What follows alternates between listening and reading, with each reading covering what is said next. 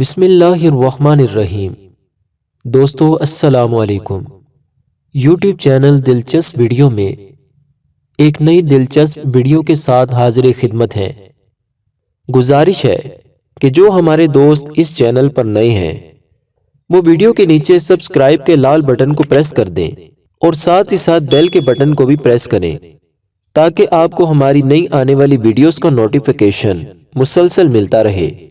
اور باقی دوستوں سے بھی گزارش ہے کہ اس ویڈیو کو لائک اور شیئر ضرور کریں تاکہ یہ اہم معلومات آپ کے دوسرے دوستوں تک بھی ضرور پہنچ جائے۔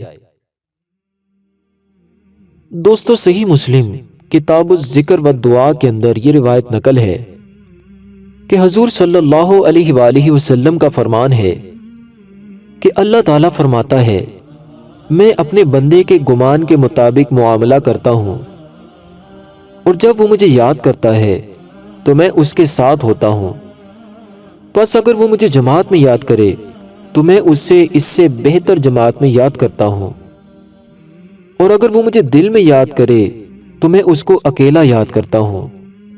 اگر وہ ایک بالشت میرے قریب آتا ہے تو میری رحمت ایک ہاتھ اس کے قریب آ جاتی ہے، اور اگر وہ ایک ہاتھ میرے قریب آتا ہے تو میری رحمت دونوں بازوں کے پھیلاؤں کے بقدر اس کے قریب ہو جاتی ہے، اور اگر وہ چل کر میری طرف آتا ہے تو میری رحمت دوڑتی ہوئی اس کی طرف آتی ہے۔ حضرت عبداللہ بن عباس رضی اللہ عنہ سے روایت ہے، خاتم المرسلین صلی اللہ علیہ وآلہ وسلم کا فرمان ہے، تم میں سے جو شخص رات میں عبادت کرنے سے عاجز ہو اور دشمن سے جہاد کرنے میں کمزور ہو اور مال خرچ کرنے میں کنجوس ہو تو اسے چاہیے کہ اللہ تعالیٰ کا ذکر کثرت سے کرے۔ ایک اور روایت میں ہے، حضرت جابر بن عبداللہ فرماتے ہیں کہ ہم مسجد نبوی شریف میں بیٹھے ہوئے تھے کہ حضور صلی اللہ علیہ وآلہ وسلم ہمارے پاس تشریف لائے اور فرمایا، اللہ تعالیٰ کے کچھ فرشتے زمین پر گھوم پھر کر ذکر کی مجلسوں میں ٹھہرتے ہیں، لہٰذا جب تم جنت کی کیاریاں دیکھو تو ان میں سے کچھ پھول چن لیا کرو۔ صحابہ کرام نے عرض کی، یا رسول اللہ صلی اللہ علیہ وآلہ وسلم، جنت کی کیاریاں کیا ہیں؟ فرمایا، ذکر کی مجالس، صبح و شام اللہ تعالیٰ کے ذکر میں مشغول رہو، اور جو شخص اللہ تعالیٰ کے نزدیک اپنا مرتبہ جاننا چاہے تو وہ دیکھے کہ اس کے نزدیک اللہ تعالیٰ کا مرتبہ کیا ہے، کیونکہ اللہ تعالیٰ بندے کو اسی مرتبہ میں رکھتا ہے جتنی بندے نے اللہ تعالیٰ کی یاد کو اپنے دل میں جگہ دی۔ سنن ترمذی شریف کی حدیث پاک ہے، حضرت عبداللہ بن بصر رضی اللہ عنہ اس کے راوی ہیں، فرماتے ہیں کہ ایک شخص نے نبی پاک صلی اللہ علیہ وآلہ وسلم کی بارگاہ میں حاضر ہو کر عرض کی، یا رسول اللہ صلی اللہ علیہ وآلہ وسلم، اسلام کے احکام مجھ پر کثیر ہو گئے ہیں، لہٰذا آپ مجھے ایسی چیز کا حکم دیجئے جسے میں خود پر لازم کر لوں۔ تو آپ صلی اللہ علیہ وآلہ وسلم نے ارشاد فرمایا، تمہاری زبان ہر وقت اللہ کے ذکر سے تر رہے۔ اللہ تعالیٰ کے محبوب صلی اللہ علیہ وآلہ وسلم نے ارشاد فرمایا، زمین کے حصے روزانہ ایک دوسرے کو مخاطب کر کے کہتے ہیں، اے میرے پڑوسی، کیا آج تجھ پر کسی اللہ کا ذکر کرنے والے کا گزر ہوا؟ دوستو جب فرشتے مجالس ذکر سے اٹھتے ہیں تو اللہ تعالیٰ فرماتا ہے، اے میرے فرشتوں، تم کہاں گئے تھے؟ حالانکہ وہ خوب جانتا ہے، تو فرشتے عرض کرتے ہیں، اے ہمارے رب، تو خوب جانتا ہے، ہم تیرے ان بندوں کے پاس تھے جو تیری پاکی بیان کر رہے تھے، تیری تقدیس بیان کرتے تھے، تیری عظمت و بزرگی بیان کر رہے تھے، تجھ سے مانگ رہے تھے، تیری بارگاہ میں استغفار کر رہے تھے اور تیری پناہ چاہتے تھے۔ تو اللہ تعالیٰ دریافت فرماتا ہے، اے میرے فرشتوں، وہ کیا چیز طلب کر رہے تھے اور کس چیز سے پناہ مانگ رہے تھے؟ تو فرشتے عرض کرتے ہیں، اے ہمارے رب، تو خوب جاننے والا ہے، وہ جنت طلب کر رہے تھے اور جہنم سے پناہ چاہتے تھے۔ تو اللہ تعالیٰ فرماتا ہے، اے فرشتوں، گواہ ہو جاؤ کہ میں نے ان کی طلب انہیں عطا فرما دی، اور جس چیز سے وہ خوف زدہ تھے اس سے انہیں امان عطا فرما دی، اور اپنی رحمت سے انہیں جنت میں داخل فرماؤں گا۔ دوستو یہ صحیح بخاری شریف کی روایت تھی۔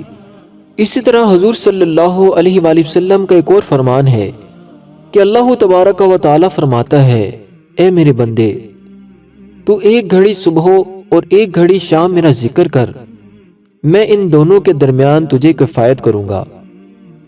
بعض آسمانی کتابوں میں ہے کہ اللہ تعالیٰ ارشاد فرماتا ہے، اے ابن آدم، تو کتنا مجبور ہے، مجھ سے سوال کرتا ہے تو میں منع کر دیتا ہوں، کیونکہ جو تیرے حق میں بہتر ہے میں اسے جانتا ہوں۔ پھر تو میری بارگاہ میں گڑ گرا کر سوال کرتا ہے تو میں تجھ پر اپنی رحمت اور کرم سے عنایت فرماتا ہوں اور تجھے تیرا سوال عطا فرماتا ہوں۔ پھر تو میری عطا کردہ شے سے میری نافرمانی پر مدد مانگتا ہے تو میں تجھے ذلیل و رسوا کر دیتا ہوں۔ میں تیری کس قدر بہتری چاہتا ہوں اور تو میری کتنی نافرمانیاں کرتا ہے۔ قریب ہے کہ میں تجھ سے ایسا ناراض ہو جاؤں کہ اس کے بعد کبھی راضی نہ ہوں۔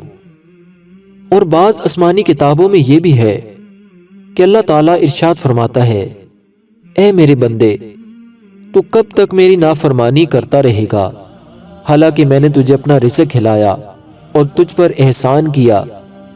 کیا میں نے تجھے اپنے دستے قدرت سے پیدا نہیں فرمایا؟ کیا میں نے تجھ میں روح نہیں پھونکی؟ کیا تو نہیں جانتا کہ میں اپنی اطاعت کرنے والوں کے ساتھ کیسا معاملہ فرماتا ہوں اور اپنی نافرمانی کرنے والوں کی کیسی گرفت فرماتا ہوں؟ کیا تجھے حیا نہیں آتی کہ مصائب میں مجھے یاد کرتا ہے مگر خوشحالی میں بھول جاتا ہے؟ نفسانی خواہشات نے تیری چشم بصیرت کو اندھا کر دیا ہے، تو کب تک سستی کرے گا؟ اگر تو اپنے گناہ سے توبہ کرے گا تو میں تجھے اپنی امان عطا فرماؤں گا۔ ایسے گھر کو چھوڑ دے جس کی صفائی حقیقت میں میلی ہے اور اس کی امیدیں جھوٹی ہیں۔ تو نے میرے قرب کو گھٹیا لوگوں کے ہاتھوں بھیج دیا، حالانکہ میرا کوئی شریک نہیں۔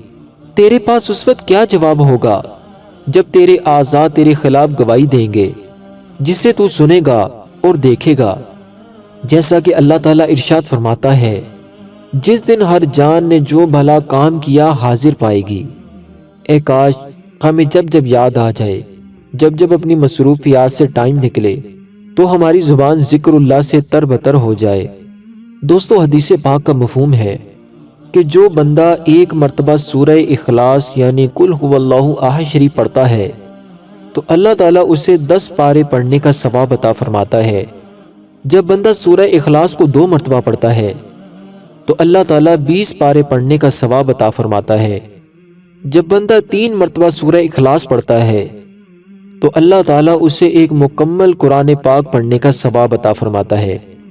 دوستو ذرا غور کیجئے، اگر آپ اسٹوڈنٹ ہیں، اگر آپ کہیں نوکری کرتے ہیں، الغرض آپ کوئی بھی کام کرتے ہیں، جب بھی آپ سفر کریں، اپنی ڈیوٹی پر آنے جانے کے دوران اگر آپ سورہ اخلاص کی تلاوت کرنا شروع کریں تو اندازہ کیجئے کہ جب آپ اپنے کام پر پہنچیں گے یا جب اپنے کام سے واپس آئیں گے تو آپ کے نامہ اعمال میں کتنے قرآن پاک کا ثواب درج ہوگا۔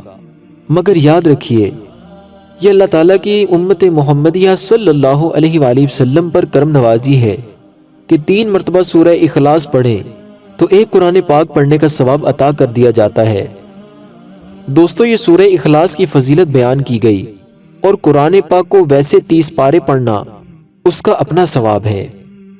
اللہ رب العزت کی پاک بارگاہ میں دعا ہے کہ جو ہم نے بیان کیا آپ سب دوستوں نے سنا، اللہ پاک ہمیں بھی اور آپ کو بھی عمل کی توفیق عطا فرمائے، اور اللہ پاک ذکر اللہ کی ایسی عادت بنا دے کہ جب ہماری روح ہمارے جسم سے نکل رہی ہو تو ہماری زبان پر کلمہ شہادت جاری ہو جائے۔ آمین یا رب العالمین۔ دوستو اگر آپ کو ہماری یہ ویڈیو پسند آئی ہے تو اس ویڈیو کو لائک کریں، اپنے دوستوں کے ساتھ شیئر کریں اور ہمارے چینل کو سبسکرائب کرنا نہ بھولیے گا۔ اپنا بہت سا خیال رکھیے گا۔ فی امان اللہ۔